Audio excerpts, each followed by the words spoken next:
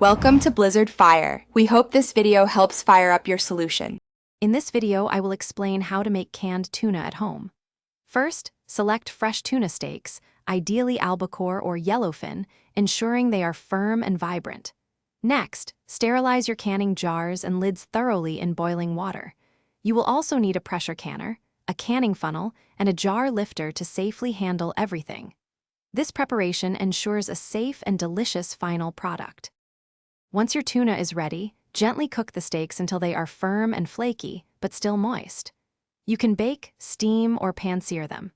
After cooling slightly, break the tuna into chunks and pack them tightly into your sterilized jars, leaving 1 inch of headspace. Then, add a teaspoon of salt and either olive oil, water, or broth to each jar, covering the tuna. Now, it's time for the crucial pressure canning step. Place your filled jars into the pressure canner, ensuring the water level is correct.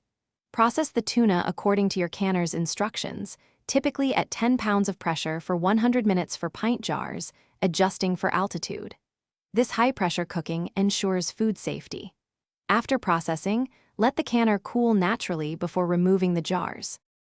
After your jars have cooled completely, check each lid for a proper seal. The center should be concave and not flex when pressed. Store your perfectly canned tuna in a cool, dark pantry for up to 1 year.